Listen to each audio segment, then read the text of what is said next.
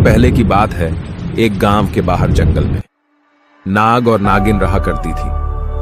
वह दोनों नाग नागिन आपस में प्यार से रहा करते थे। जंगल के बाहर इंसानों का बस्ती था। उस गांव का नाम था रामपुर। रामपुर गांव में एक आदमी रहता था जिसका नाम मोहन था। मोहन को पता था कि जंगल में नाग और नागिन रहते हैं। मोहन बहुत लालची किस्म का इंसान था। वह मन में सोचता रहता था कि नागमणि को लेकर मैं अमीर बन जाऊंगा। फिर एक दिन की बात है, मोहन की पत्नी रीना मोहन से कहती है, जी मैं शहर जाना चाहती हूँ क्योंकि मेरे दोस्त की बेटी की बर्थडे है, तो मुझे बुलाया है।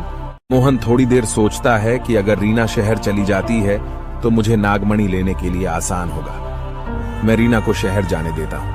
हाँ जी, आप शहर जाएं और अपने दोस्त की बेटी के बर्थडे मनाएं और बर्थडे खत्म होने पर अगले दिन मनाएं। फिर अगले दिन रीना शहर जाने के लिए तैयार हो जाती है और वह शहर चली जाती है। रीना के शहर जाने के बाद वह जंगल की ओर चला जाता है।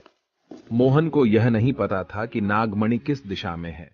वह जंगल में चारों ओर ढूंढता है और ढूंढते ढूंढते शाम हो जाती है। फिर वह घर वापस आ जाता है। रात को मोहन घर में सोचता है कि नागमणि है तो है कहां जंगल में।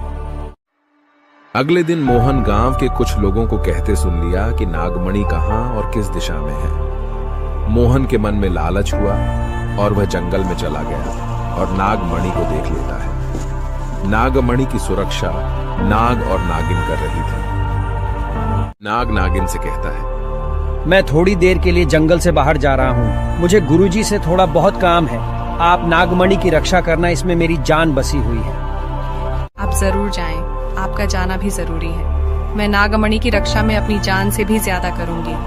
मैं इन पर किसी के भी हाथ नहीं आने दूंगी, चाहे मेरी जान ही ना चले जाए। फिर नाग जंगल से बाहर चला जाता है। मोहन सब देख रहा होता है। फिर मोहन नागिन को पीछे से जाकर मार देता है और नागमणि को लेकर घर वापस आ जाता है। दूसरे दिन उसकी पत्नी घर वापस आती है और नागमणि को देखकर बोलती है, ओ जी, आपने बहुत गलत किया। आपने इच्छाधारी नागिन को हत्या करके नागमणि लाए हैं। भगवान आपको कभी माफ नहीं करेगा।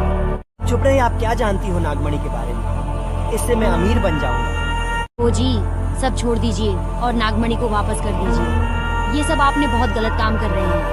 ऐसे कोई अमीर नहीं बनता कोई गलत काम करके।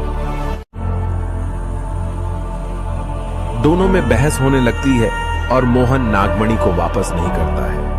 दूसरी तरफ नाग नागिन को मृत पाकर और नागमणि को गायब पाकर वह क्रोधित हो जाता है और वह नागिन के हत्यारे को ढूंढने के लिए वह गांव की ओर चला जाता है। थोड़ी देर बाद वह गांव में पहुंच जाता है और मोहन के घर में घुसकर मोहन को डस लेता है और अपने नागमणि को लेकर वहां से चला जाता है और अपनी बदला को पूरा करता है।